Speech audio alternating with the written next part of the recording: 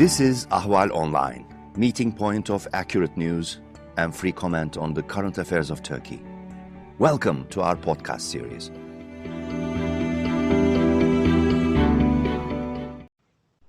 Hello, and welcome to Talking Turkey. I'm your host, Ahval editor David Lepeska, and with me today is returning guest and friend of the show, Shadi Hamid, senior fellow at the Brookings Institution and contributing writer at The Atlantic. Hello again, Shadi. Thank you so much for joining us. Hi, David. Thanks for having me. We are speaking on Tuesday, April 14th, with the world about to cross 2 million global coronavirus cases and 125,000 deaths. As of today, Turkey has about 65,000 of those cases and more than 1,300 of the deaths. The Muslim holy month of Ramadan arrives next week, and today, Turkey's Directorate of Religious Affairs, or Diyanet, released its coronavirus guidelines, reiterating that fasting is an obligation for healthy Muslims and arguing that there's no scientific evidence no scientific evidence that fasting reduces one's immunity to infection, while also warning people not to gather for iftar meals. This reminded me of what Islamic scholar Mustafa Akyol wrote in Foreign Policy last week, that this pandemic is a test of the tensions between the rational requirements of health and the traditional requirements of religion. Before we consider the longer-term impact, I was wondering, Shadi, how do you think this battle between faith and health is going so far, particularly in Muslim states like Turkey and beyond? How would you assess religious leaders' response to the pandemic? Yeah, so the majority of religious scholars and imams have been responsible and have gone along with mosque closures and have not made a big deal about that. But there is obviously a vocal minority, and not just in Muslim majority countries, but we're also seeing this in Israel and in different parts of the U.S. with evangelical pastors and so on. And those people tend to get a lot of the headlines that they're resisting social distancing guidelines and even and violating lockdowns, really, by still holding large religious gatherings and so on. So, in that sense, you have the two sides there. And I think that if you also look at early on so-called super spreaders, some of those obviously came from religious communities. We had the in church South Korea and in India. Yeah. And, people are going to pay more attention to that. But are we seeing and say, Turkey has canceled Friday prayers.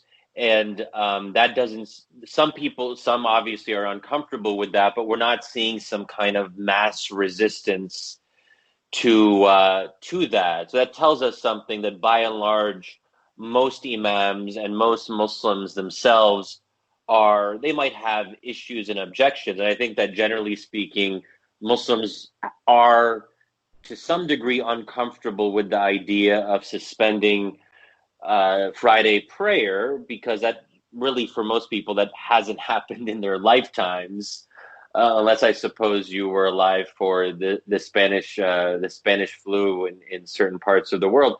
So it's completely new territory, and it is a religious obligation for Muslim males to attend the weekly Friday sermon and prayer.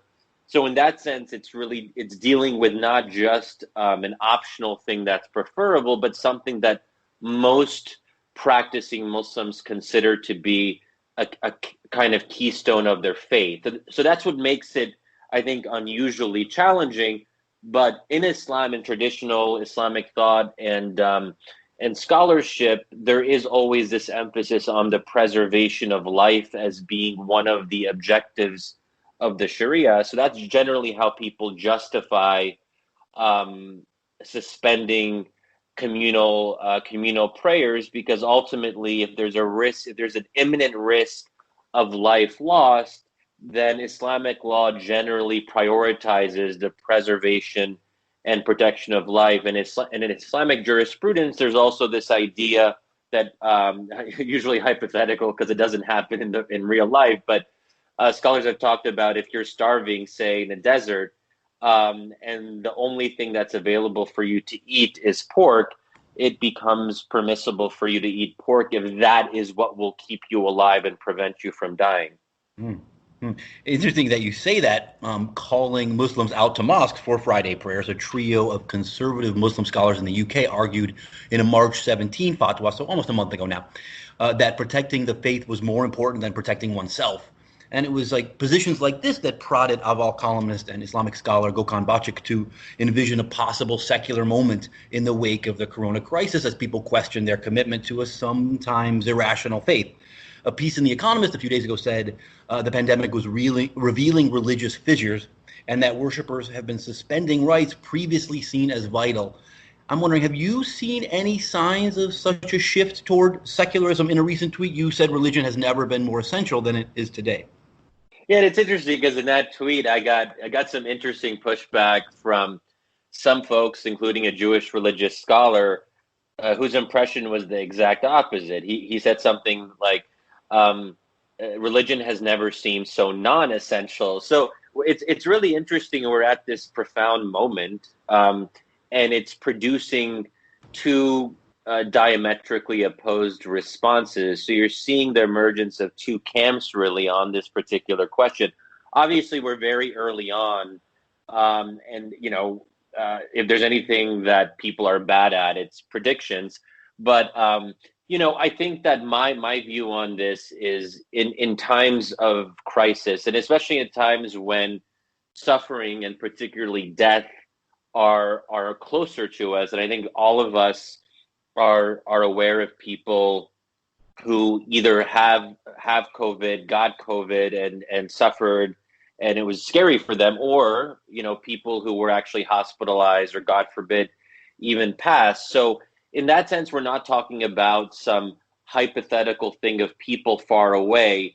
It's touched all of us in some way. And and that forces, I think, a lot of us who normally perhaps don't think about our own mortality and don't think about death to contend with the question of how would we face that?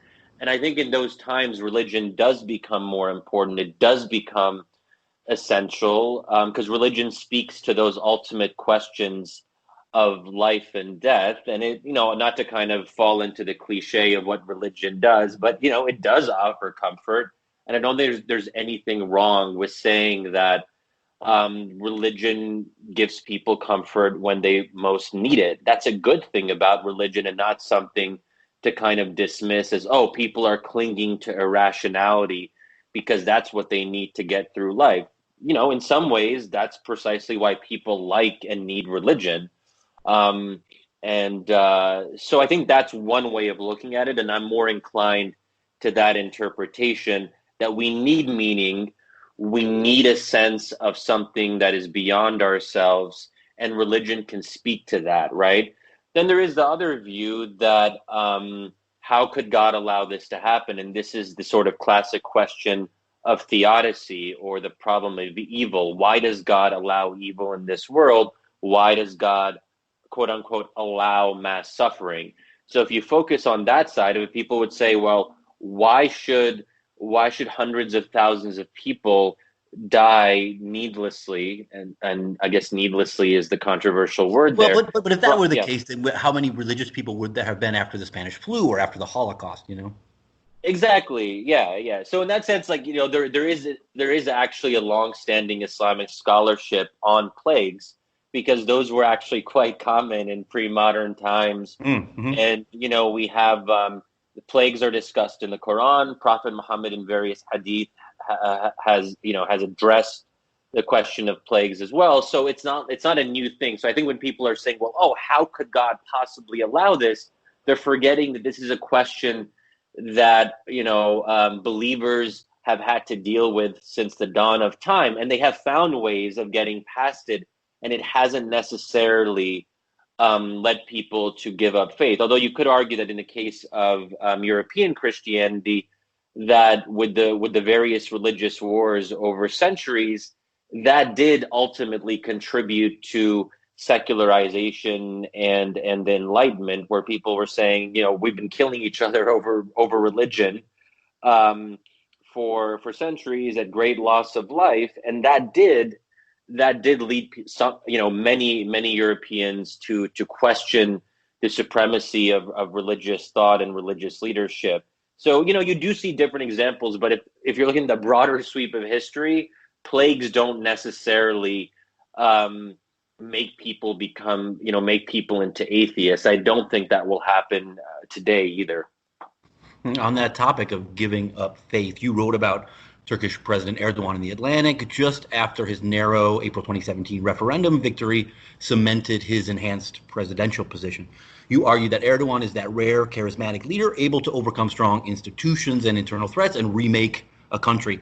His efforts to create, quote, pious generations may have been in part an electoral strategy, but you said Erdoğan strongly believes Turks should be more religious, and he's used state power to incentivize rather than impose piety, a sort of soft Islamization, not banning alcohol, for instance, but reducing the hours it can be sold. You also pointed to the vastly expanded Diyanet and massively increased enrollment at Islam-friendly Imam Hatip schools. So I wonder what you think of the polling data released last year in which Turks self-identified as less pious and less religious, with more non-believers and atheists, and significant drops in those who describe themselves as religious conservatives and those who fast during Ramadan. Why, 17 years after he came to power, does Erdogan's long game soft Islamization appear to be failing? I think the first thing, just to say the start on that, is there are still very high levels of belief. So there is a drop, but we have to remember that it's a drop from fairly high levels. I mean, contrary to what some people might think, Turkey is a rather conservative country. It's not as if the majority of the population has been thoroughly secularized, and the fact that they hadn't been, despite decades of efforts to do so, that's one reason that Erdoğan and the AK Party were able to rise in the first place. But yes, there is a drop, and I think this calls into question the whole idea of soft Islamization. And even when it's not compelled, so in the case of Erdoğan, we're not seeing legislation of morality in a very aggressive way. It's more about encouraging people or incentivizing them either economically or politically to be more outwardly pious, that those efforts can backfire. And especially when you have a very controversial leader at the head of the state, and he himself becomes associated with piety, then if people don't like Erdoğan or feel repelled by him, the danger then is they can start to associate that with religion. So if they start to turn away from Erdoğan, then they can also turn away from outward religiosity. And that's always been the fear when it comes to Islamist parties coming to power, is that if they try to monopolize the idea of faith or take ownership and say to be religious means to be Islamist, then the danger is if Islamists don't do well in power, that people start to take them at their word, that the two concepts are intertwined. So, this is always, and I think we see an extreme case of that in Iran, where that's actually a theocratic state, and why, we don't know exactly how many, but there is a strong portion of Iranian society that has moved away from religion. So I think it's a really important test case. We'll have to continue watching what the trend lines are, but it clearly hasn't worked the way Erdoğan intended. I don't know how much that that bothers him or worries him when he goes to sleep at night. He obviously has other concerns that are largely political and about preserving his own power. And this is also the other danger that, obviously Islamically oriented leaders are not immune from the temptations of power, so to speak. And I think it's also worth noting that I've argued that Erdoğan isn't really, I think it's fair to call him an Islamist, even though he's different than, say, the Muslim Brotherhood in Egypt or in other parts of the Arab world. But he's a visceral Islamist rather than an intellectual one. He doesn't have a clear intellectual framework for what he does. He feels it very instinctually. It's in his gut. And one of the things I talked about in the piece you mentioned, David, in the Atlantic from a couple of years back, is that, when you talk to people in Erdogan's circle, there's no doubt that he feels these things very strongly. And it's very personal for him. but he's really failed to take that to the next level and to sort of articulate a broader Islamic framework. And he himself is a populist. He's not an intellectual. He's not very, well read in medieval Islamic scholarship or in Islamic law, and most politicians aren't. So it's kind of stays at this visceral level. And if it's not well thought out and it's just visceral, I think it's more easy then for it to backfire. Well, in his new book, Is Europe Christian? French political scientist Olivier Roy argues that aggressive attempts to Christianize the West actually hasten secularism. It sounds like to some extent you're saying this happened in Turkey. I wonder, how do you think then Erdogan might have better gone about it? What would maybe be a more effective way to increase religiosity? Or do you just have to let people find Allah on their own? So I think the biggest problem with Erdogan, and this is where it gets into some tricky territory about like separating his Islamism from his authoritarianism. I mean, I think that if we're looking back, the biggest mistake he made wasn't the Islamism as much as the authoritarianism, because that's what pushes people away from religion when there's this sense of a strong leader who is trying to push people aggressively. And if he's arresting people and he's detaining people, especially after the 2016 coup attempt, and he's also using religious language to justify his behavior, that's obviously not a great look. So I think that, if we look back and we ask ourselves, how could Erdogan have gone about this better?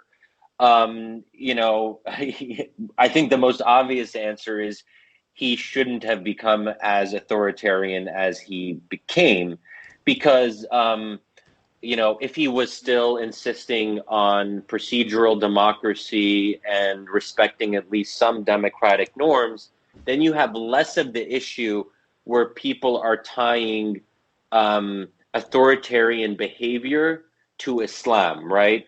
And that's why, that's always been the fear that if Islamist parties come to power, that this more authoritarian tendency comes out. I think people tend to overstate that because there are actually very few cases of one person, one vote, one time. This supposed idea that if Islamists come to power, they'll immediately cancel democracy. That generally hasn't happened. Turkey is an interesting case because one could argue that some version of that has happened over time, but obviously in the case of the AK party, it wasn't one person, one vote time, one person, one vote, one time. You could argue that it was 15 votes, over like 15 elections, you start to see the authoritarian tendencies coming out. And then we get in the debate, how much of that is because Erdogan is an Islamist, or how much of that reflects broader tendencies in Turkish political culture and Turkish political life, because the authoritarian temptation has always been there with secular parties as well. And also we could say it's part of human nature that the more power you have over, say, 10 years, 15 years, and especially when you're threatened by coup attempts, you tend to become very paranoid and you want to consolidate as much power as you can because the stakes are so high. That's a risk no matter what party comes to power, especially in a political culture, let's say in Turkey, that doesn't have a long history of uninterrupted democracy and has a long history of repeated coup attempts. Turkish pro-government voices like columnist Yusuf Kaplan and Erdogan advisor Fahrettin Altun have argued that the pandemic is an opportunity for Muslims and for Turkey specifically to play an outsized role in building a better world. In that 2017 Atlantic piece, you mentioned Samuel Huntington's view, written in 1996, that in order to return to prominence as the central Muslim state, Turkey would need a leader of Ataturk's caliber who smartly blended the political and the religious. It might have that leader in Erdogan. Would you say that Turkey has emerged or could soon emerge as the central Muslim state? You mentioned the problem of his authoritarianism, but that seems less of a problem internationally because he's still often ranked as the most popular Muslim leader in the Arab world. Yeah, well, I mean, so there's a couple things there. I mean, one is that we, remember when we used to talk about the Turkish model, several years back, right? Yes, of course. You don't hear that all that much anymore. And even if you talk, I stay in touch with, and I was actually just in Turkey most recently. I mean, it seems like a lifetime ago, in October, and I was, catching up and interviewing uh, Muslim Brotherhood activists, ex-Muslim Brotherhood activists who are in exile in Istanbul. And, they like Erdogan, but they're not as enthusiastic about singing his praises because they're aware of the changing international climate where it doesn't sound so good if you're hyping up Erdogan as this great Muslim leader because they're well aware that much of most Western democracies don't see Erdogan as a very positive case anymore. And for people who are really trying to speak out for democracy when it comes to Egyptian democracy, and they're opposing Abdel Fattah al-Sisi, who's become one of the most authoritarian leaders of the modern era in the Middle East, it would seem a little bit incongruous to say that democracy is the answer, but also to say that Erdogan is the answer, considering that Erdogan has become less democratic over time. So I think at least for Muslim Brotherhood activists and leaders who are more aware of that international context, they're not going to talk about the Turkish model the way that they used to. And we also see this with Rashid Ghannouchi and the Ennahda party in Tunisia, because they've really tried to rebrand themselves as the good Islamists in recent years, and it doesn't help them to point to Erdogan when they're trying to make that case, right? So I think in that sense, when we're talking about has Erdogan been able to make Turkey into this central Muslim state, this almost kind of neo-caliphate vibe that Turkey can represent the Sunni world, there's that concern, obviously. And that's even among Islamists. Let's not even get to secular. So if you're a secularist in the Arab world, and you're anti-Muslim Brotherhood or you're anti-Islamist, obviously you're not going to be a fan of Erdogan because you see him as very much tied to this opposing camp. And this is where we have to remember that, we obviously have the Sunni Shia divide in the Middle East, but we also have, and in some sense, it can even be more polarizing, we have the intra-Sunni conflict in the Arab world between let's say the pro-Brotherhood bloc and the anti-Brotherhood bloc. And on the anti side of that, we have countries like Saudi Arabia, the UAE, Egypt, obviously, and to various degrees, Kuwait, Bahrain, and so on. And then on the other side of that, you have Qatar and Turkey primarily. And they become more isolated because that bloc has over time become weaker. So in that sense, Turkey has become a victim of this now ongoing intra-Sunni conflict over the role of Islam in public life, over the role of the Brotherhood and what the Brotherhood represents. So Sunnis themselves don't agree on what it means to represent the Sunni world. And I think that Turkey, and Erdogan's Turkey specifically, has suffered from that. You visited Turkey's presidential palace in 2015, Erdogan's palace, the White Palace, and met with presidential advisor Ibrahim Kalin, who in the 5 years since has, by all accounts, become more close to Erdogan and more important. You wrote in that Atlantic piece that while you spoke, he seemed in dialogue with himself about issues related to Islam and seemed to feel some frustration maybe about having limited influence on the president. Please, if you could tell us a bit more about that meeting and your thoughts on Kalin, who is today widely seen as one of the 3 or 4 most powerful people in Turkey. Yeah, so Ibrahim Kalin is, a fascinating character in the sense that he's an actual Islamic scholar, scholar of Islamic philosophy, and was a professor at Georgetown, and part of this academic scene even in the West. And he's found himself in this odd position of having been generally quite well respected for his scholarship. And now he's found himself defending controversial and problematic head of state. Now, I talk about, my conversations with Colin, in my book, Islamic Exceptionalism, and that's where I talk about going into the White Palace, and I recount that. A couple, highlights, and as I kind of look back at what, 2015 was a very different time. And I'm trying to remember like being with Ibrahim Kalin in his office in the presidential palace. It was really, I felt that, how do I put this?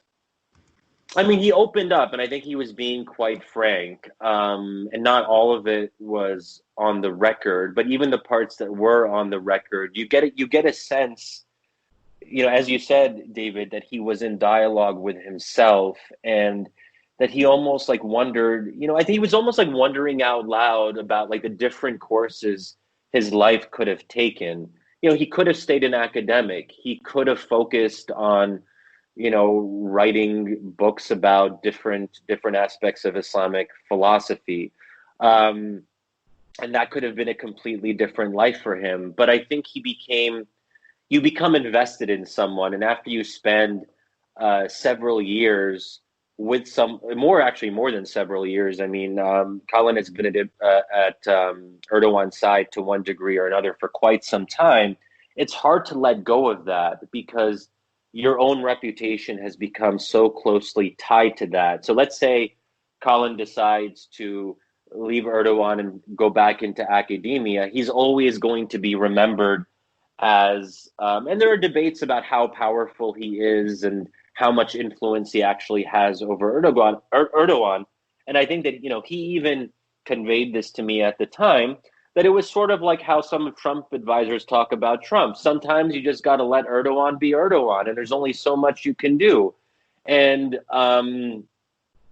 that's not even, and I don't think that he even thought that as a full-on he wasn't criticizing Erdogan. He was just saying, with the great leaders, with the great controversial leaders of our time, you got to take all aspects of them. There is no perfect version of Erdogan. There isn't the sort of measured, careful version of Erdogan. There is only the populist Erdogan. So, but I think that, obviously I think Colin, my sense, and again, I'm conveying my overall impression, he had concerns with, and we should recall that 2015, Erdogan wasn't as authoritarian as he is now, but you could tell that he was uncomfortable with some of the more controversial detentions and targeting of journalists. And I think that he has tried to the extent that he can to soften some of those more excessive actions. But in the end, goes back to this thing that Erdogan does what Erdogan does, and every advisor has to take into account that they're one voice among several. No matter how influential you become, you're always competing for the ear of the leader. And some people justify that by saying that if they weren't in the room, then it would be worse. And at least they can convey some of their opinions, and that's better than the alternative. And I think this is always a challenge that any of us who think about serving in government, and any person, even in a Western democracy, there's the question of when do you stay in and when do you leave? And when do you feel like you're not able to do the bare minimum of what you would like to do? But beyond that, I haven't spoken to Ibrahim Kalin recently, so I don't know how he's kind of evolved on some of these questions and as Turkey has become more authoritarian. Colin has more than 1.8 million Twitter followers, and just before we started this podcast, I checked and saw his most recent tweet is actually in English as well. Quote, "Self-isolation is a wonderful occasion for self-reflection. Make the best use of it." Make the best use of it, he said.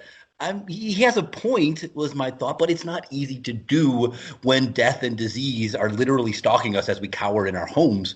It seems easier to look out and see threats and cling to an every man for himself Middle Ages perspective. What's your sense? Are people more tense and aggressive on social media right now, in virtual communities right now, or more willing to be friendly and connect? I know that in response to a recent Atlantic piece you wrote about China seeking to avoid blame for unleashing corona on the world, you received a barrage of online attacks. Yeah, it's interesting. So I've had a couple pieces out. Another one in the Atlantic that was looking at some of the longer term political implications potentially of corona and how it sort of scrambles the left-right divide. And I got attacked a lot for that one too. Then that said, as you know, David, like I'm used to getting attacked. That's just part of my life, Part of the job. Part of the job, yeah. But look, especially on Twitter brings out the aggressive side of some people, and you don't want to generalize based on Twitter. That said, I definitely got in a sense that some people are more on edge in general, but I don't have the darkest interpretation of where we're at now. When I look at the past month, of where a lot of the world has gone into lockdown, I see a lot of solidarity, and I see it even when I walk outside. So I'm in my apartment now in Washington D.C., and when I go out for groceries, I see more and more people wearing masks and respecting social distancing. And there's a sense that we're all in this. We have a shared national experience that as Americans or whatever nation we happen to be in, this will be a moment that will be part of the collective memory, sort of like 9/11 was. And I think that does bring out this solidarity. Obviously, we've seen examples of people saying, no, we refuse social distancing or we refuse lockdowns. But my sense is that that's more the minority. Now, we don't know what this will all mean 6 months from now or a year from now.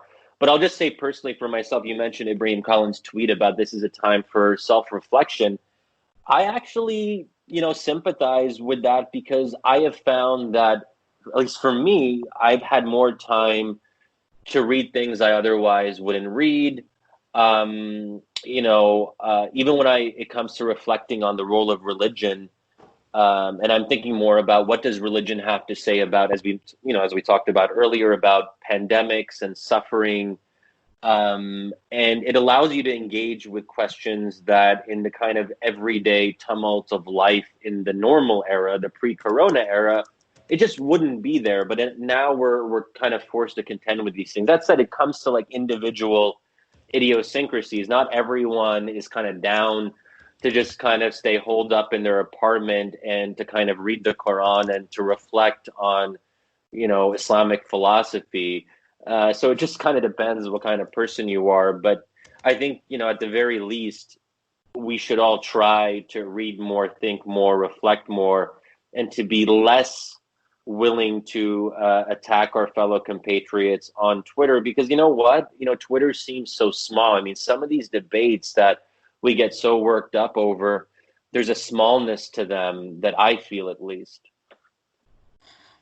Moving from the personal to the national, I interviewed a Turkish economist the other day, and he pointed out that even if Turkey, which is in considerable economic trouble at the moment, were to turn to the IMF for help, for financial assistance, it's not clear how much or even if the IMF might be able to help, because the simple reality is that so many countries are in desperate economic straits right now, or soon will be. This echoes, I thought, the competition we've seen among U.S. states, which find themselves in competition, scouring the country and the globe for medical supplies, even as the federal government says, don't ask us for stuff. A piece in the New York Times last week saw the pandemic increasing nationalism across much of the world, pointing in particular to the U.S., to China, to India, and also how dozens of countries have banned the export of key medical supplies. So even as so many, like you, are pointing to solidarity and cooperation as the lasting solution to this, it might be more natural, a survival instinct, to focus on taking care of numero uno. Is this a moment for authoritarians, for isolationists, nationalists, and populists? Well, it's definitely a time for nationalism. Now, even myself, and I would never describe myself as a nationalist, but I feel like in some ways more American today than I ever have, and I've always felt very proud to be American because I feel, again, it goes back to this sense of a collective moment that other people in your country share. And, I think that in times of crisis, there are these different concentric circles of allegiance. It starts obviously with family and close friends and then your local community, but then it goes to the nation, and people have to prioritize. And this is where I think that, when we're talking about the role that the IMF and other international institutions can play, or even the role that the US will play, say a year from now, when it comes to how engaged we'll be in the Middle East, even the whole debate around democracy promotion in the Middle East, is there going to be a strong constituency for that when people are focusing on getting their economies back on track, preparing for the next epidemic? There's going to be so many questions that will, in some sense, be inwardly focused. So, let's say there's a President Joe Biden and he says, hey, we should stop supporting authoritarian regimes in the Middle East, and instead we should have, a new economic plan to incentivize our allies to embark on political reform.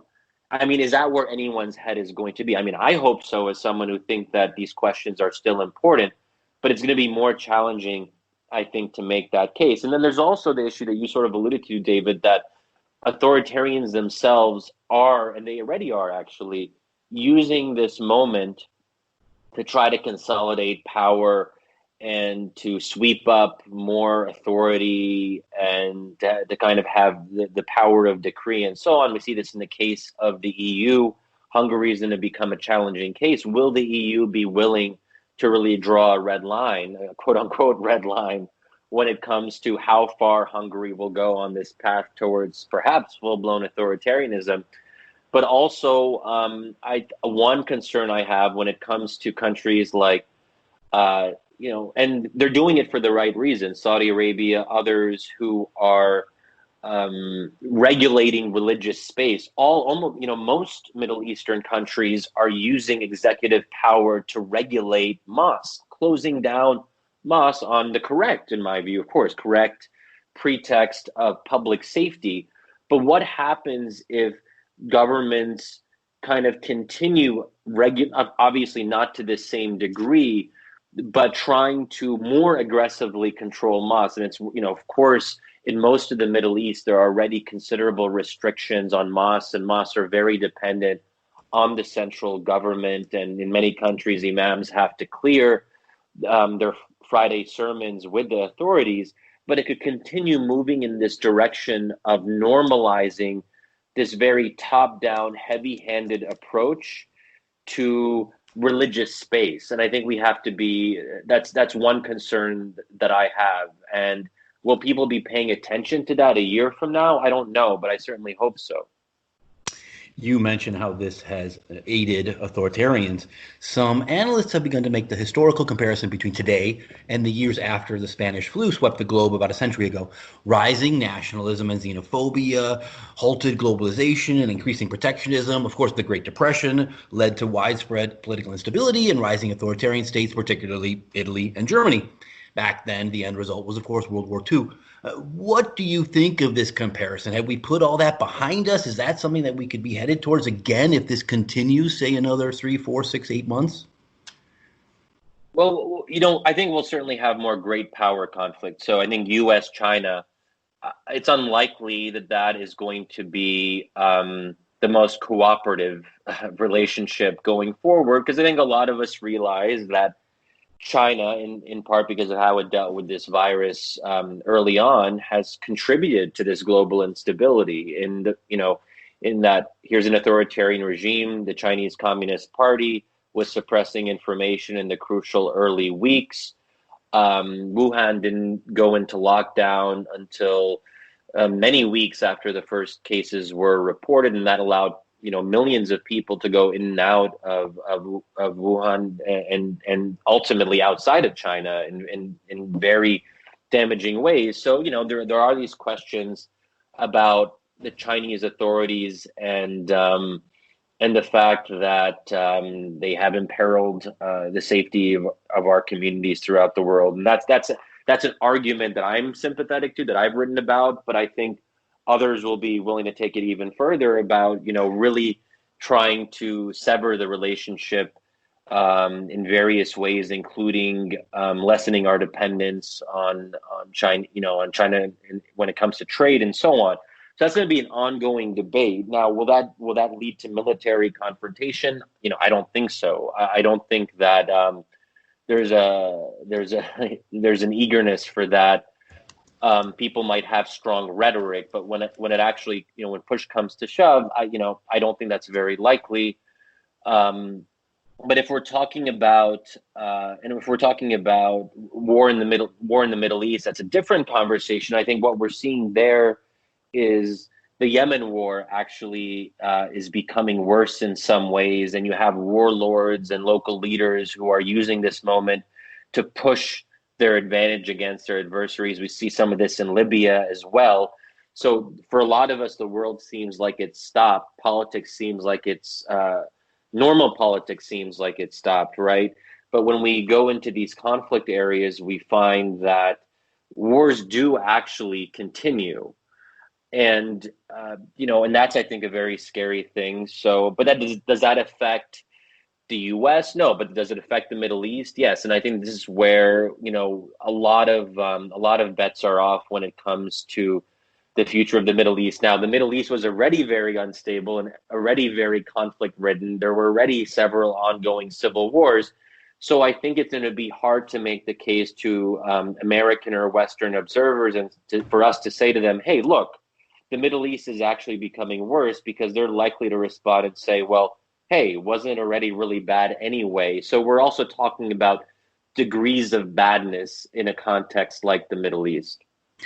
So that's interesting what you say. I mean, these conflicts, let's say in Libya, in Yemen, in Syria, all of which Turkey has some greater or lesser hand, could be heating up, or could be heating up while we're not really looking, in particular because there aren't many or any foreign journalists there now. It's just kind of local reporters. So we might not know exactly what's happening while this coronavirus pandemic is gripping the world. That's a really interesting point, which I hadn't actually, thought of in quite that way, which is that how do we cover these conflicts when, first of all, there's also this issue that mainstream Western publications are focusing a lot of their coverage on coronavirus, right? I mean, that's where the interest domestically, but even the kind of, how is Iran dealing with coronavirus? There's also, it has to have a kind of COVID tie-in, right?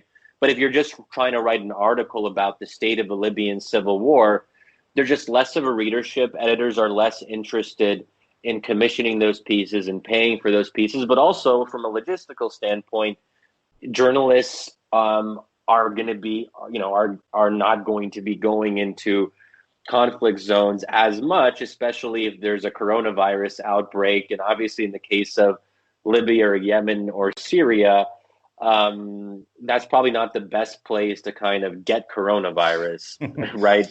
And, the question of ventilators. So, I mean, I don't recall the exact numbers, but I read this article the other day that the Aleppo province has something like, I don't know, a very small number of ventilators, and it's like 10 times less than areas of comparable size and population in other parts of the world.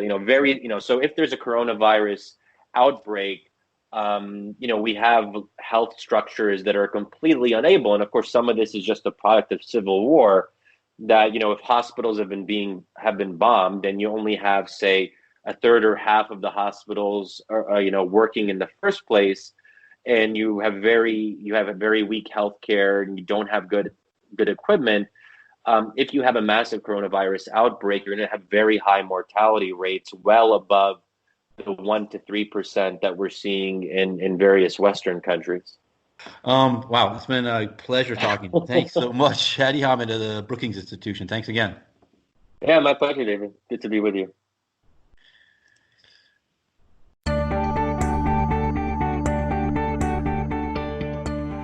You can follow Ahval News Online podcast series through Apple Podcasts, Spotify, YouTube, Google Podcasts, SoundCloud, and Spreaker. All you need to know about Turkey is here, for your ears, mind, and attention. Thank you for listening to our podcast.